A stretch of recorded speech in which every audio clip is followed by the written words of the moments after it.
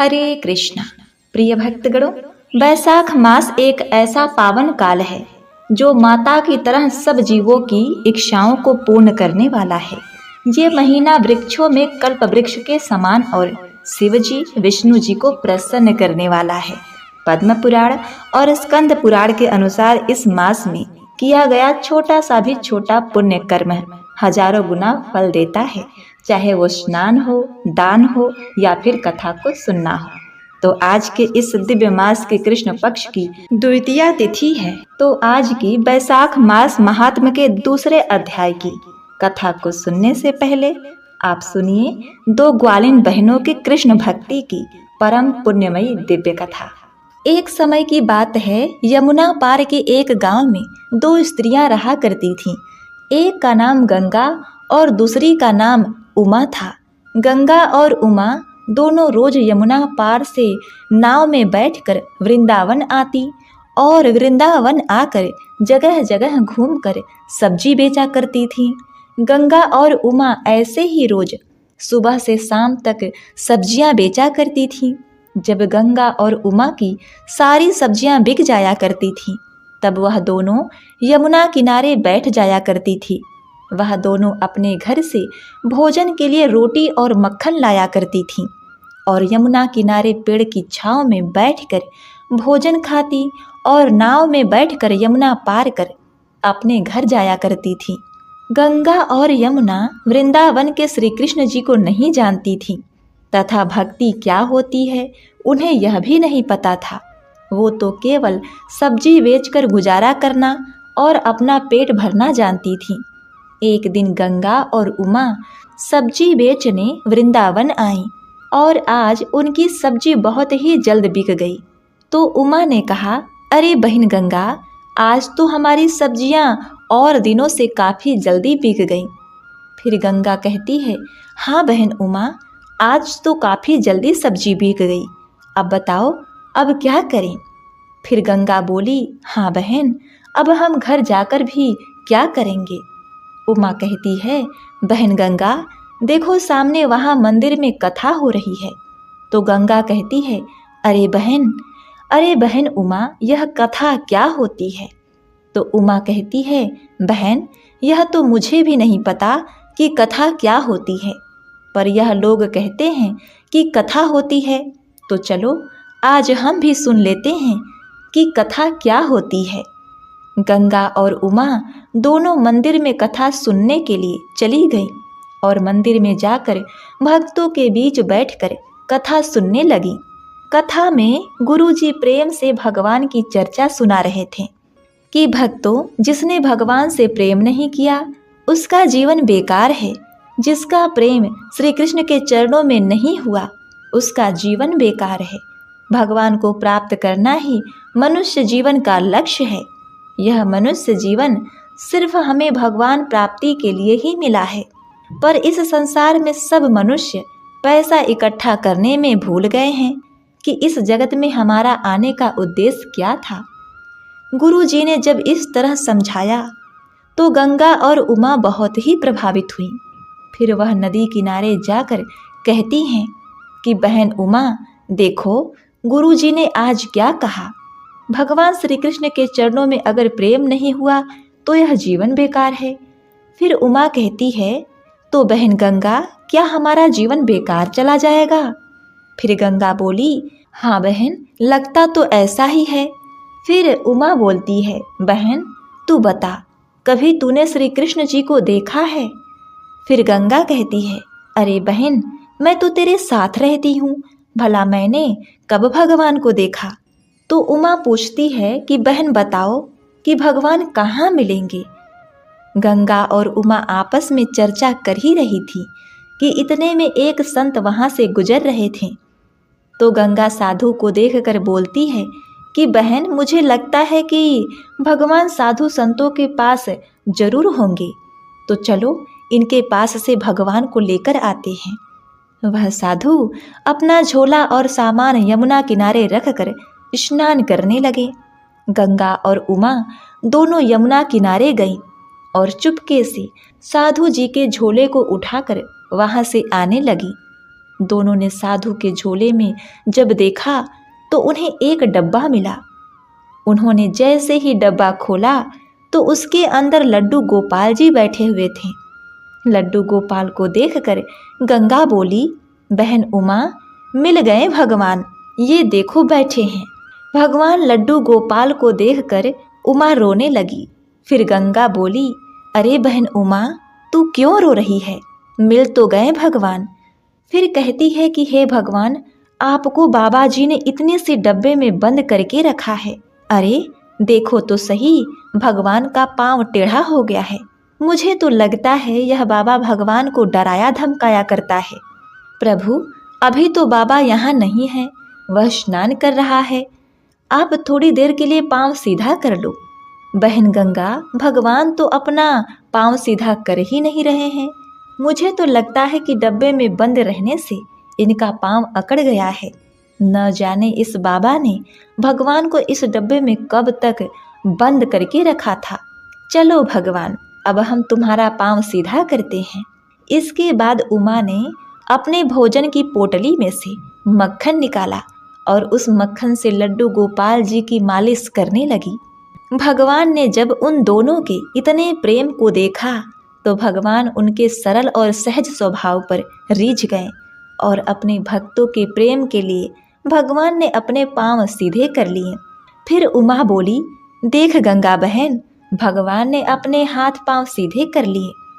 और फिर कहती है, बहन, यह बहुत भूखे होंगे, पता नहीं इस बाबा ने इन्हें खाना खिलाया भी है या नहीं। चलो हम इन्हें खाना खिलाते हैं। गंगा और उमा अपने भोजन के लिए लाई हुई रोटी और मक्खन का भोग भगवान को लगाने लगी। इतने में साधु बाबा स्नान करके वहां आ गए। साधु को देखकर गंगा और उमा वहां से भागने लगी और दोनों कुछ दूर जाकर रुक कर बोली, अरे बाबा, भगवान को इतना डराया धमकाया मत करो। तुमने भगवान को डरा धमका करके रखा था ना। बेचारे टेढ़े पांव करके डब्बे में बैठे थे, हमने उनका पांव सीधा कर दिया है। अब उनका पांव टेढ़ा मत करना। जब साधु जी ने लड्डू गोपाल को देखा तो लड्डू गोपाल के दोनों हाथ पैर सीधे थे। यह चमत्कार देखकर साधु उन दोनों स्त्रियों को रोकने के लिए उनके पीछे पीछे भागने लगे और बोले, अरे रुक जाओ, भागो मत, मैं तुम्हें कुछ नहीं बोलूँगा। पर वह दोनों नहीं रुकी। उनको लगा कि बाबा उन्हें पकड़कर मारेंगे। अगले दिन फिर से गंगा और उमा सब्जी बेचने के लिए वृंदावन आईं और आज भी उन दोनों की सब्जी रोज से जल्दी बिक और आज फिर से मंदिर में कथा सुनने के लिए चली गईं। कथा में गुरुजी भगवान के नाम की महिमा की चर्चा कर रहे थे। उन्होंने कहा कि भक्तों, यदि आप राधे श्याम जपोगे तो भव सागर से पार हो जाओगे। इसीलिए भगवान के नाम को हमेशा जपते रहना चाहिए। यही नाम हमें भव सागर से पार कराएगा। आज की कथा सुनकर दोनों वापस अपने घर के लिए आने लगी। फिर उमा बोली, बहन गंगा, तुमने सुना आज गुरुजी ने कथा में क्या कहा है कि राधे श्याम जपने से भव सागर से भी पार हो जाएंगे। तो बहन, राधे श्याम नाम लेने से भव सागर पार कर सकते हैं तो यमुना भी तो पार कर सकते हैं। तो गंगा कहती है, हाँ बहन, हम दोनों रोज इस पार से उस पार जाते आते हैं। हमारा 1-1 रुपया रोज नाव का किराया देने में खर्च हो जाता है। हम भी अब राधे श्याम जपेंगे और बिना पैसे बिना खर्च किए यमुना पार हो जाएंगे। गंगा और उमा ने गुरु जी के वचनों पर विश्वास करके राधे श्याम जपने लगी और यमुना की ओर आगे बढ़ने लगी। वह दोनों राधे श्याम जपते हुए सच में पानी के ऊपर चलने लगी। राधे श्याम उन दोनों ने पानी के ऊपर चलकर यमुना को पार कर लिया। अब गंगा और उमा श्री कृष्ण जी के प्रति प्रेम और विश्वास दृढ़ हो गया। वह दोनों कृष्ण की भक्ति करने लगी।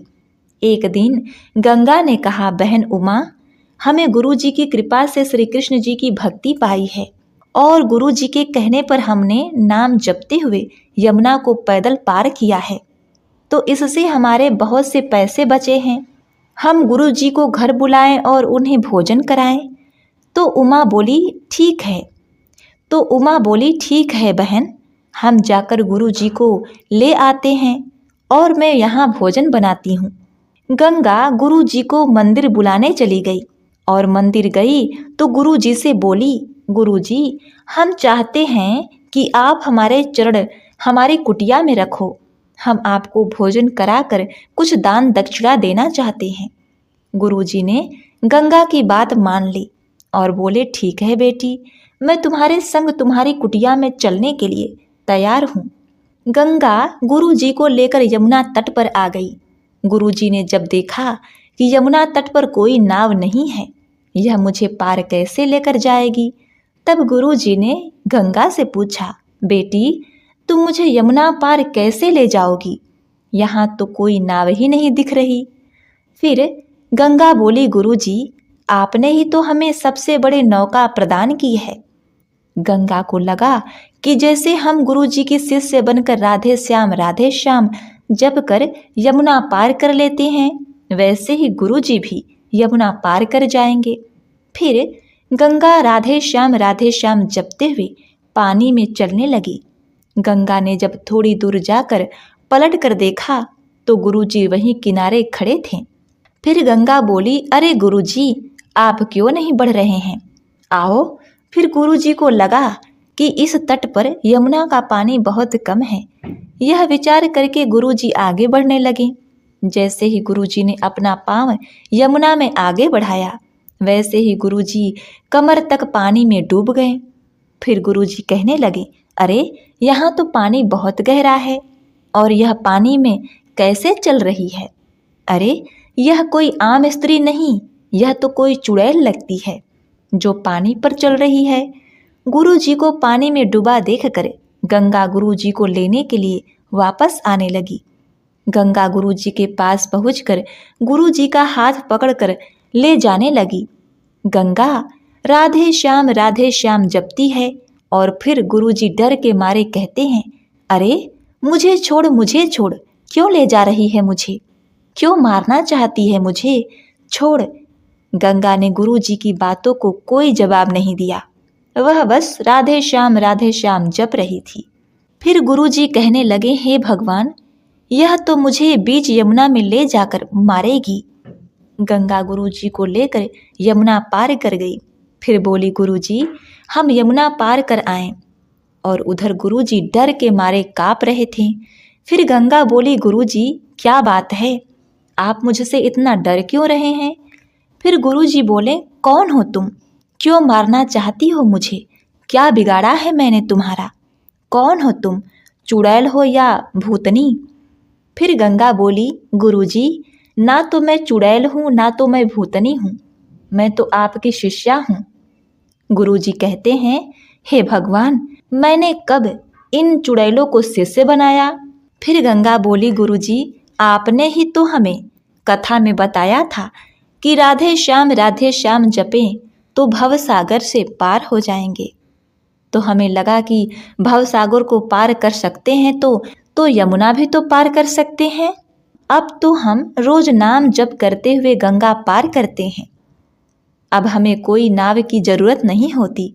गंगा की बातें सुनकर गुरुजी हैरान रह गए। गंगा से बोले, बेटी, तुमने अपने गुरु के वचनों और प्रभु पर इतना दृढ़ विश्वास रखा कि इसके बल पर तुमने यमुना के पानी पर चलकर यमुना पार कर ली। हे बेटी, तुम महान हो। तुम्हारा मेरे प्रभु के प्रति प्रेम और विश्वास भी महान है। तुम दोनों बहनें साक्षात भगवान श्री कृष्ण जी की प्यारी गोपियां ही हो सकती हो। ऐसा कहकर गुरुजी उन दोनों बहनों के चरणों में गिर पड़े और अश्रुधारा बहाने लगे। उस दिन से गुरुजी भी सिर्फ नाम के नहीं, मन से भी भगवान का कीर्तन करने लगे और भगवान श्री कृष्ण के भक्ति में रम गए। तो एक बार प्रेम से बोलिए, लड्डू गोपाल श्री कृष्ण भगवान की जय। प्रिय भक्तों, अब सुनिए बैसाख मास महात्म के दूसरे अध्याय की कथा, दान का लाभ। नारद जी ने कहा, बैसाख के बराबर कोई महीना नहीं है और सतयुग के बराबर कोई युग नहीं है। वेद के समान कोई पवित्र ग्रंथ नहीं। गंगा के समान कोई तीर्थ नहीं है, जल के समान कोई दान नहीं है, स्त्री के समान कोई सुख नहीं है, कृषि के समान कोई धन नहीं है और जीवन से बढ़कर कोई लाभ नहीं है। व्रत के समान कोई तप नहीं है और दान के समान कोई सुख नहीं है। दया के समान कोई पुण्य नहीं है, नेत्र के समान कोई तेज नहीं है, भोजन के समान कोई तृप्ति नहीं है, कृषि के समान कोई व्यवसाय नहीं, सदाचार के समान कोई मित्र नहीं, सत्य के समान कोई प्रतिष्ठा नहीं, अच्छे स्वास्थ्य के समान कोई उपलब्धि नहीं है, केशव से बड़ा कोई रक्षक नहीं है, तथा बैसाख के समान कोई पवित्र करने वाला नहीं है। ऐसा विद्वान लोग जानते हैं। बैसाख मास सबसे महान है। यह भगवान विष्णु को हमेशा प्रिय है। यदि कोई व्यक्ति भगवान विष्णु को प्रिय इस माह में धार्मिक अनुष्ठान किए बिना ही व्रत कर लेता है तो उसे पशु पक्षी आदि मानव योनियों में जन्म लेना पड़ता है। वह सभी धार्मिक कार्यों से वंचित रह जाता है। यदि कोई मनुष्य बैसाख मास में व्रत उपवास किए बिना व्यतीत करता है तो उसका यज्ञ करना, घाट बनवाना, तालाब और कुएं आदि की मरम्मत करवाना व्यर्थ है। यदि कोई व्यक्ति बैसाख में भोजन करके अपने अभ्यास के अनुसार संयम करता है तो उसे भगवान विष्णु के साथ सायुज्य की प्राप्ति अवश्य होती है। इसमें कोई संदेह नहीं है। इस संसार में अनेक प्रकार के व्रत हैं जिन्हें बहुत अधिक धन व्यय करके ही किया जा सकता है। इससे शरीर को बहुत अधिक कष्ट होता है और इसका परिणाम पूर्व जन्म होता है। लेकिन बैसाख मास में केवल पवित्र स्नान करने से ही मनुष्य का पृथ्वी पर पुनर्जन्म नहीं होता।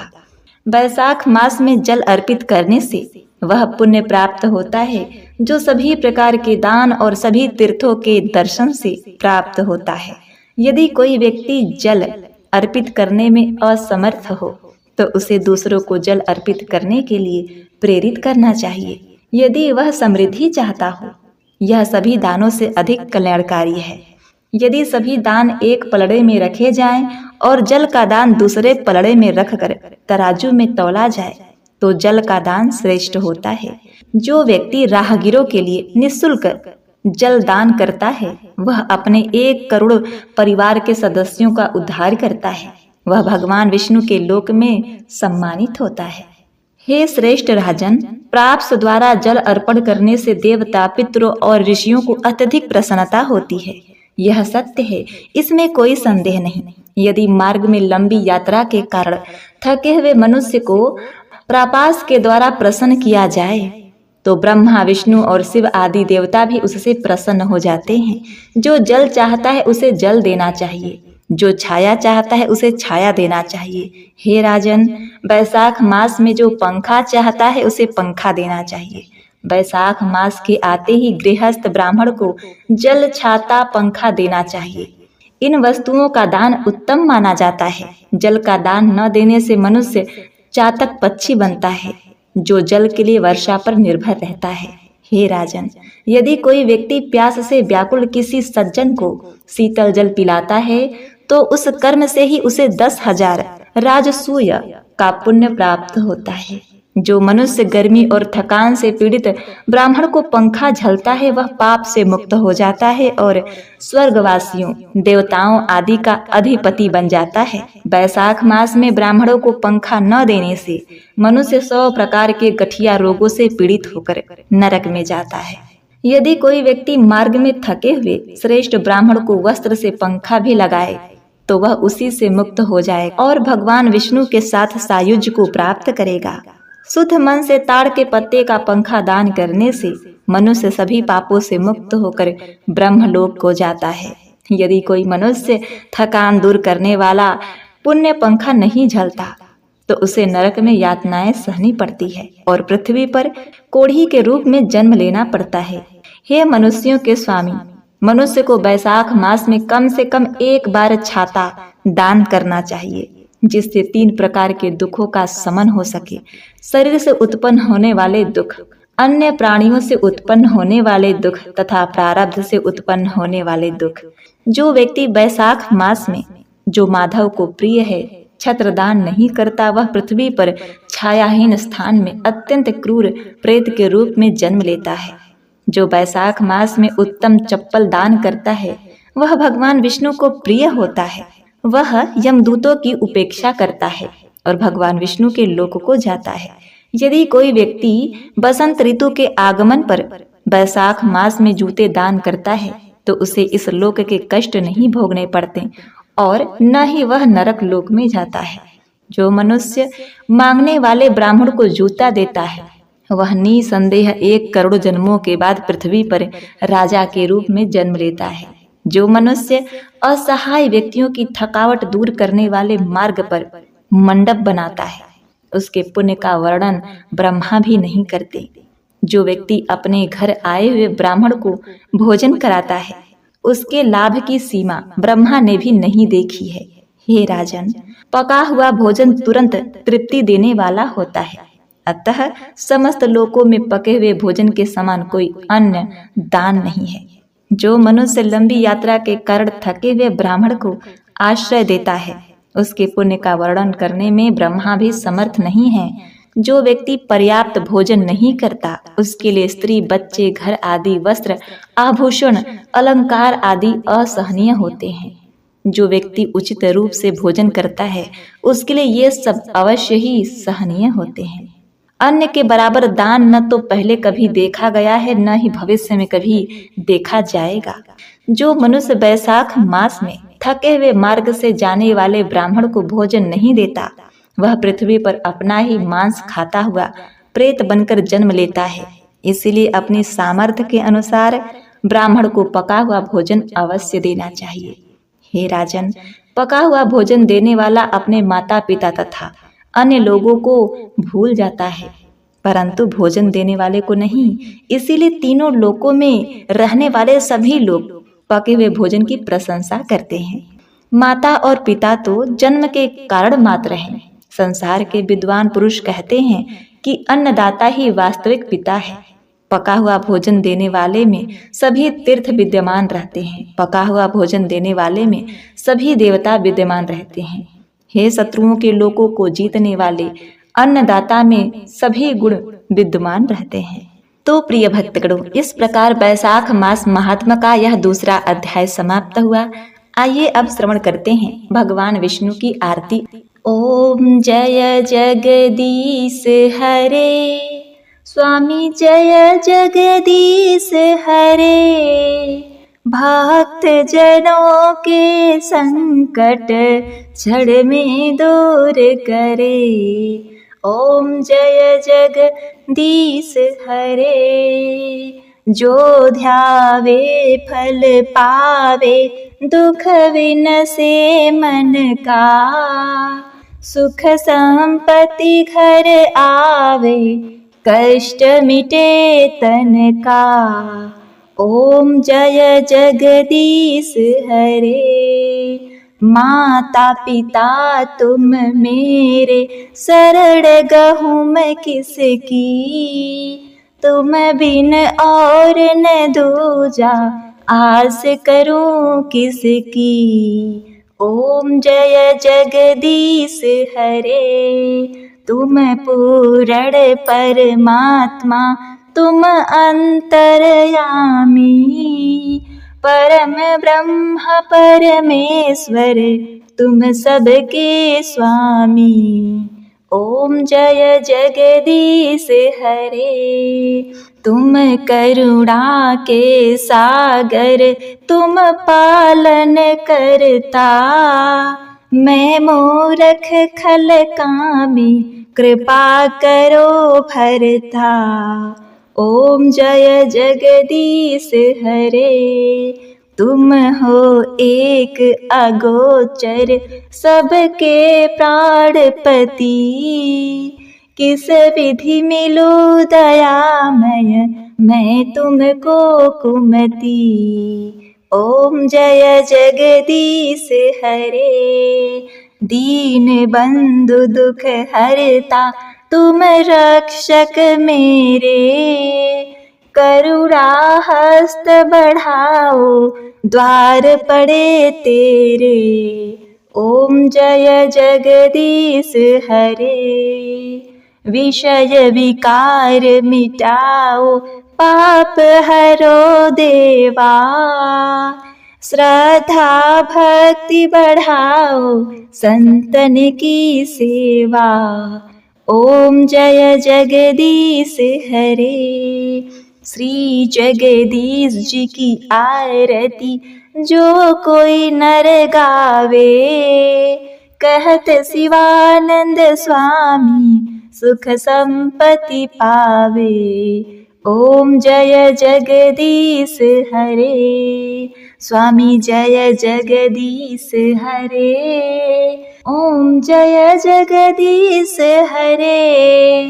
भक्त जनों के संकट क्षण में दूर करे। ओम जय जगदीश हरे।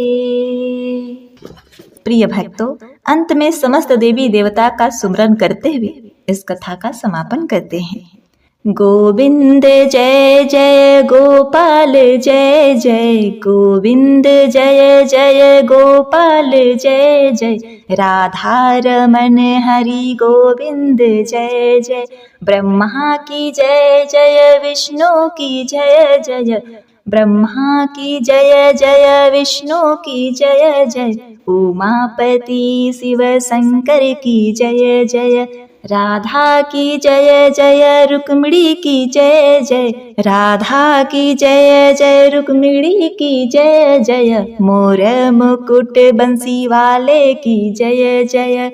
गंगा की जय जय यमुना की जय जय। गंगा की जय जय यमुना की जय जय। सरस्वती त्रिवेणी मैया की जय जय।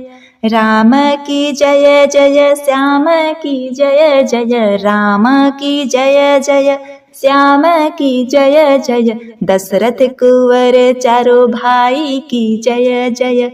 कृष्णा की जय जय लक्ष्मी की जय जय। कृष्णा की जय जय लक्ष्मी की जय जय। कृष्णा बलदेव दोनों भाई की जय जय। गोविंद जय जय गोपाल जय जय। गोविंद जय जय गोपाल जय जय। राधा रमण हरि गोविंद जय जय। राधा रमण हरि गोविंद जय जय। राधा रमण हरि गोविंद जय जय। ओम नमो भगवते वासुदेवाय नमः। हे परम ब्रह्म परमेश्वर, हे भगवान, हे दयानिधि, आप इस कथा कहानी को सुनते कहते हुंकारा भरते अपने सभी भक्तों का कल्याण करना, उनकी मन मांगी मुरादें पूर्ण करना, उनकी मनोकामनाएं पूर्ण करना। प्रेम से बोलिए ओम नमो भगवते वासुदेवाय नमः। प्रिय भक्तों, प्रिय भक्तगणों, अब आइए श्रवण करते हैं भगवान विष्णु जी की चालीसा। विष्णु सुनिए विनय सेवक की चितलाय। कीरत कुछ वर्णन करूं दीजय ज्ञान बताए। नमो विष्णु भगवान खरारी। कष्ट न सावन अखिल बिहारी। प्रबल जगत में शक्ति तुम्हारी। त्रिभुवन फैल रही उजियारी। सुंदर रूप मनोहर सूरत। सरल स्वभाव मोहिनी मूरत। तन पर पीतांबर अति सोहत। बैजंती माला मन मोहत। शंख चक्र कर गदा विराजे। देखत दैत्य असुर दल भाजे। सत्य धर्म मद लोभ न गाजे। काम क्रोध मद लोभ न छाजे। संत भक्त सज्जन मन रंजन। दनुज असुर दुष्टन दल गंजन। सुख उपजाय कष्ट सब भंजन। दोष मिटाय करत जन सज्जन। पाप काट भव सिंधु उतारण। कष्ट नाश कर भक्त उबारण।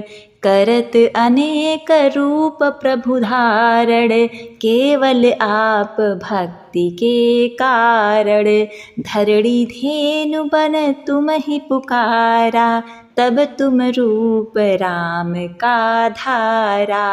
भार उतार असुर दल मारा, रावण आदिक को संहारा। आप बराह रूप बनाया, हिरणाक्ष को मार गिराया।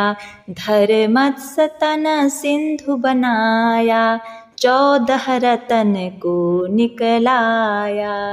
अखिल असुरन द्वंद्व मचाया, रूप मोहिनी आप दिखाया। देवन को अमृत पान कराया, असुरन को छवि से बहलाया। कुर्म रूप धर सिंधु मझाया, मंदराचल गिरि तुरत उठाया। शंकर का तुम फंद छुड़ाया, भस्मासुर को रूप दिखाया। वेदन को जब असुर डुबाया, कर प्रबंध उन्हें छुड़वाया। मोहित बन कर खल ही मचाया, उस ही कर से भस्म कराया। असुर जलंधर अति बलिधाई, शंकर से उन्हें किन्हीं लड़ाई। हार पार शिव सकल बनाई, किन सती से छल खल जाई। सुमिरन कीन्ही तुम्हें शिवरानी, बतलाई सब विपत कहानी। तब तुम बने मुनीश्वर ज्ञानी, वृंदा की सब सूरत भुलानी। देखत 3 दनुज सैतानी, वृंदा आय तुम्हें लपटानी। होश स्पर्श धर्म क्षति मानी, हना असुर उर शिव शैतानी। तुमने ध्रुव प्रहलाद उबारे, हिरणाकुश आदिक खल मारे। गणिका और अजामिल तारे, बहुत भक्त भव सिंधु उतारे। हरहु सकल संताप हमारे, कृपा करहु हरि सिरजनहारे। दिखहु मैं निज दरस तुम्हारे, दीन बंधु भक्तन हितकारे। चाहता आपका सेवक दर्शन, करहु दया अपनी मधुसूदन। जानू नहीं योग्य जब पूजन, होय यज्ञ स्तुति अनुमोदन। शील दया संतोष सुलक्षण, विदित नहीं व्रत बोध विलक्षण। करहु आपका किस विधि पूजन, कुमति बिलोक होत दुख भीषण। करहु प्रणाम कौन विधु सुमिरन, कौन भांति मैं करहु समर्पण। सुर मुनि करत सदा सेवकाई, हर्षित रहत परम पद पाई। दीन दुखित पर सदा सहाई, निज जन जान लेव अपनाई। पाप दोष संताप नशाओ, भव बंधन से मुक्त कराओ। सुख संपत्ति दे सुख उपजाओ, निज चरणन का दास बनाओ। निगम सदा ये विनय सुनावे, पढ़े सुने सो जन सुख पावे। बोलिए श्री विष्णु भगवान की जय, श्री लक्ष्मी माते की जय, श्री तुलसी शालिग्राम भगवान की जय। उम्मीद करती हूँ आज की यह महात्म कथा आपको बहुत ही पसंद आई होगी। यदि आपको हमारी कथाएं पसंद आती हैं तो वीडियो को लाइक, शेयर और कमेंट में हरे कृष्णा जरूर लिखें। भगवान आप सभी भक्तों का कल्याण करें। हरे कृष्णा।